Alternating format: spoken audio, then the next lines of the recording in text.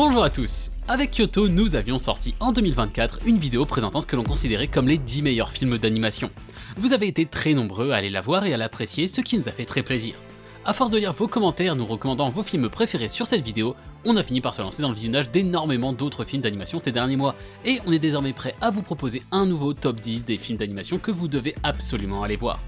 Comme on a déjà présenté les plus connus dans notre dernière vidéo, on va en plus enfin pouvoir vous présenter des films moins connus, si bien qu'à moins que vous soyez un giga expert en animé, je suis sûr qu'il y aura dans ce top au moins un ou deux films que vous ne connaissez pas. A noter que comme d'habitude ce top n'a pas d'ordre précis, mais cette fois-ci on gardera notre film préféré pour la fin, et c'est bien évidemment fait pour augmenter le watch time, donc on compte sur vous pour ne pas tricher et avancer la vidéo. Pendant qu'on y est, et avant de commencer, pensez à mettre un like et à vous abonner. J'en profite aussi pour vous rappeler que si vous voulez soutenir notre travail, vous pouvez aussi nous offrir un café sur la plateforme Buy Me a Coffee. Le lien est en description. Et sans perdre plus de temps, commençons tout de suite avec le premier film de ce top. Numéro 10, Summer Wars. Kenji, un jeune génie de l'informatique, accompagne Natsuki dans sa région natale pour jouer le rôle de son faux petit ami lors d'une grande réunion de famille.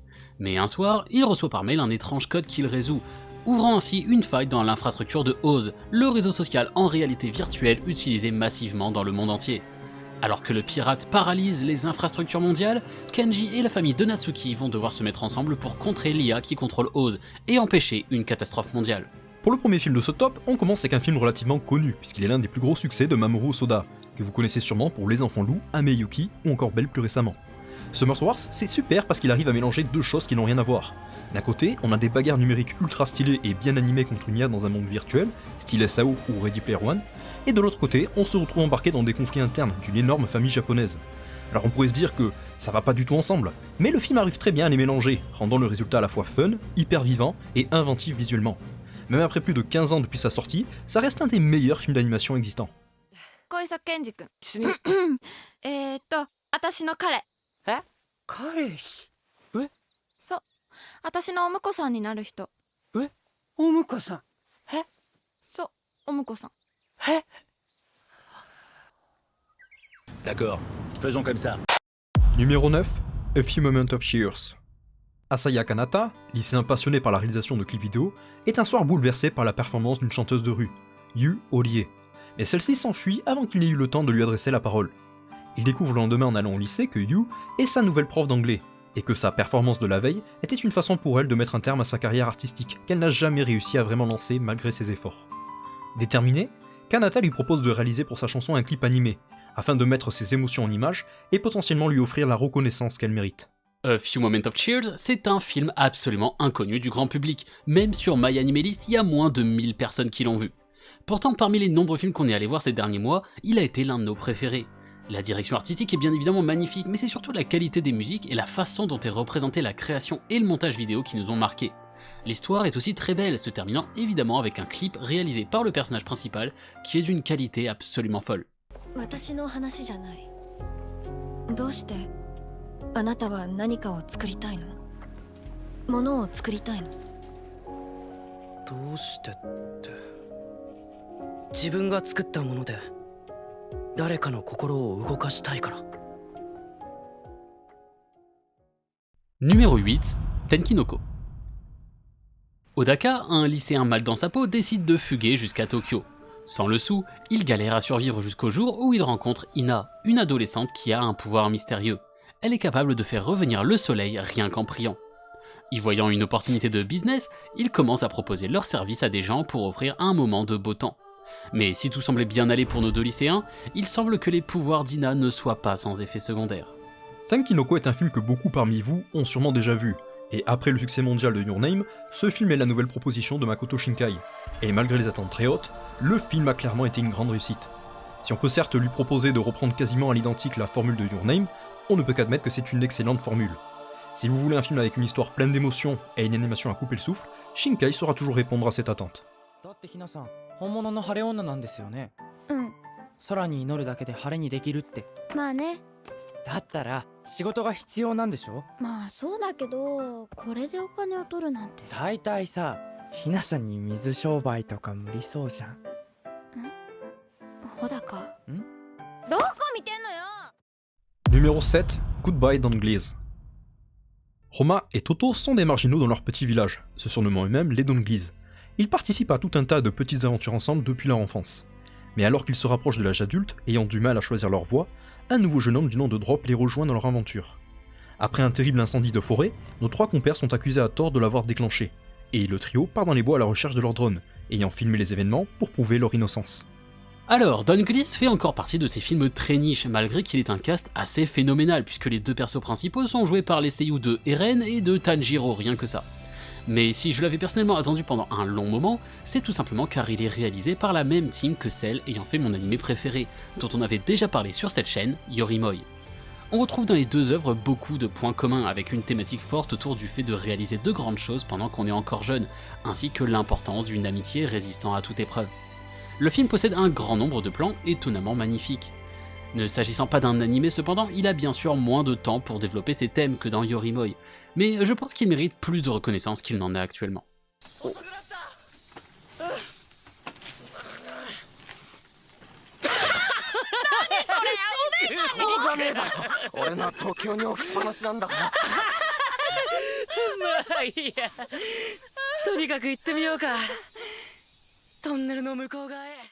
Numéro 6, le voyage de Chihiro. Chihiro, une fillette de 10 ans, se retrouve coincée dans un monde d'esprits et de dieux alors que ses parents ont été transformés en cochons après avoir mangé de la nourriture interdite. Pour les sauver et sortir de là, elle doit travailler dans un immense établissement de bain tenu par la sorcière Yubaba. Avec l'aide de Haku, un garçon mystérieux, elle apprend à survivre dans cet univers étrange. Ce voyage va la faire grandir et révéler un courage qu'elle ne soupçonnait pas du tout. Bon, on va pas vous mentir, celui-là y a pas grand intérêt à vous le présenter, puisqu'il s'agit probablement du film d'animation japonais le plus connu au monde. Mais si on ne le fait pas, des gens vont continuer à nous le demander en commentaire.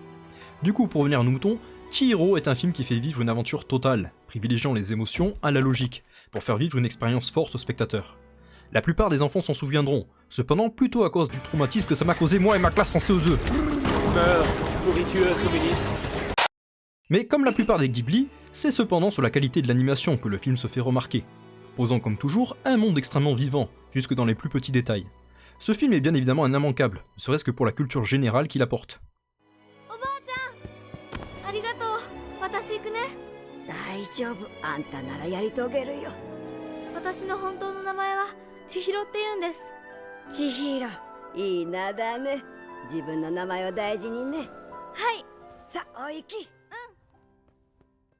Numéro 5, Kokoro ga sakebi ga terunda.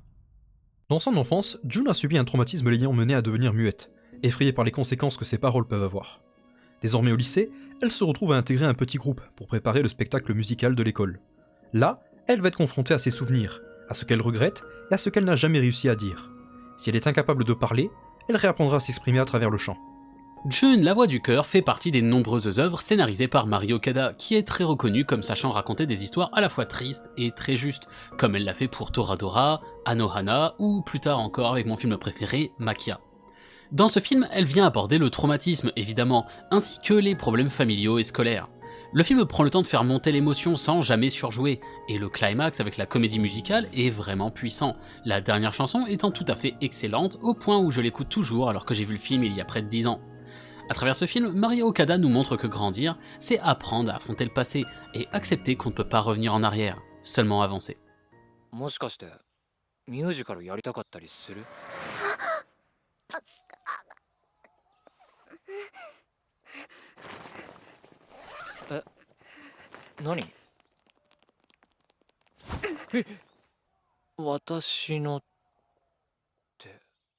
Numéro 4, Perfect Blue. Mima, star d'un groupe d'idoles, décide d'abandonner la chanson pour devenir actrice. Pour ses débuts, elle accepte un petit rôle dans une série télévisée. Mais ce brusque changement de carrière ne plaît pas à tous ses fans, et l'un d'entre eux fera savoir sa rancœur à Mima en dévoilant sa vie privée sur un site internet. Par la suite, plusieurs incidents très graves émaillent la vie de notre actrice. La jeune femme se rend compte que son existence se confond de façon malsaine avec la série qu'elle tourne, la plongeant dans un état de schizophrénie avancée, devenant incapable de différencier fiction et réalité. Satoshi Kon est un des dieux du cinéma japonais, et même mondial, ayant été l'inspiration qui a fait naître le film Inception, entre autres. On avait donc évidemment déjà parlé d'un de ses films dans notre vidéo précédente, Millennium Actress. Perfect Blue est potentiellement son film le plus connu, et probablement le plus marquant. Il est beaucoup moins léger que ses autres films, abordant des sujets très sombres et n'hésitant pas à être très graphique pour les représenter. Le thème principal du film est bien sûr la relation malsaine que peuvent avoir les fans avec leur idole, et les conséquences que cela peut avoir. 全部無理やりやらされてるの全部脚本家が悪い違うよこれは私じゃない当たり前よこれが本当のミマだものそうよねもうアイドルなんかじゃないもんねだってあなたはもう汚れちゃったもの汚れたアイドルなんて誰も好きになんないよね Numéro 3, Souvenir goutte à goutte. Taeko, 27 ans, vit à Tokyo et part passer quelques jours à la campagne pour aider la famille d'un cousin pendant la saison des récoltes. Sur la route, des souvenirs de son enfance quand elle avait 10 ans reviennent. L'école, les premiers crushs, les humiliations, les frustrations, tout ce qu'elle avait enfoui. Au contact de la campagne, elle réalise qu'elle s'est peut-être trahie elle-même en devenant une adulte comme il faut. Ce petit voyage va l'obliger à décider, est-ce qu'elle va continuer la vie qu'on attend d'elle, ou va-t-elle reprendre la vie qu'elle voulait vraiment petite ? Homoide Polo Polo est l'un des films les moins connus du studio Ghibli. Comme on peut s'y attendre venant du studio connu pour ses idées communistes et écologistes, le film a une forte dualité entre Tokyo, censé représenter le capitalisme, et le travail à la campagne montré comme plus moral et humain. Malgré tout, le film arrive à ne pas totalement aller dans ce cliché de la bourgeoise venant passer son week-end à la campagne et s'extasiant devant la moindre bouse de vache. La campagne, le travail des champs et même les paysans n'y sont pas trop romantisés, montrés de manière plus ou moins réaliste, ce qui permet de mieux s'identifier au questionnement de Taeko. Le film est en plus une excellente fenêtre pour en apprendre plus sur la vie du Japon dans les années 60. 私は今度の旅行に小学校5年生の私を連れてくるつもりはなかった。でも一度蘇った10歳の私はそう簡単に離れていってはくれないのだった。 Numéro 2, dans un recoin de ce monde. Dans un Japon des années 40, Suzu, une jeune fille d'Hiroshima un peu tête en l'air, vit une vie pleine de rêves avec sa famille jusqu'au jour où elle se marie et part vivre à Kure, une autre ville non loin. Elle essaie de trouver sa place dans sa nouvelle famille, d'aider comme elle peut et de garder un peu de poésie dans un quotidien qui devient de plus en plus difficile. Mais la guerre finit par rattraper leur petite maison, chaque jour devenant une bataille pour la survie. Et pourtant, malgré tout, Suzu continue de dessiner et de croire que le monde peut garder une petite lumière, même dans les pires moments. Dans un recoin de ce monde est l'un des films qui nous a le plus touché parmi ceux qu'on vous présente aujourd'hui. La raison est simple, il arrive à garder une balance parfaite dans ce qu'il nous montre pour à la fois nous montrer les horreurs de la guerre, sans jamais tomber dans le misérabilisme. Ici, on va pas suivre les guerriers sur le front, mais une famille tout ce qui est de plus standard, tentant de mener une vie normale malgré la famine et les bombardements. Leur vie n'est pas centrée autour de la guerre, et malgré le contexte, ils continuent à tomber amoureux, se faire des amis, et se demander ce qu'ils veulent faire de leur vie. C'est aussi ce qui fait que quand le malheur frappe, il n'en est que plus marquant. 海岸線と海縁を射精しろった干潮行為じゃこんなこげな顔をしてどがいに悪辣かつ高知にたけた計画を巡らしとるかわからん鈴さんが艦長か周作あんたはええよ私ら憲兵さんに申し訳のって笑うに笑えんしこらえたら余計おかしゅうなるし Numéro 1, Look Back. Fujino est une collégienne sûre d'elle qui publie ses mangas au journal de l'école. L'admiration des autres élèves lui laissant croire que son génie l'amènera sans aucun doute vers la célébrité. Mais la publication des planches d'une autre élève dans le journal de l'école viendra complètement briser ce qu'elle pensait connaître du monde. Le dessin de Kyomoto est 1000 fois meilleur que le sien. Fascinée, jalouse, dépitée, Fujino passera par toutes les émotions. Mais le destin n'a pas fini d'entremêler la route des deux jeunes filles.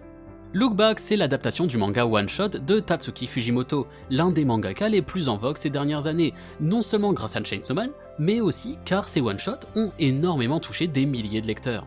En une petite heure seulement, ce film a réussi à me mettre une claque comme rarement un film n'avait réussi à m'en mettre. Il s'agit d'une vraie lettre d'amour à l'art de manière générale, et si vous avez déjà tenté de réaliser quelque chose par vous-même, vous ne pourrez pas rester de marbre face à ce film. 今日外に遊びに行くのが怖かったの。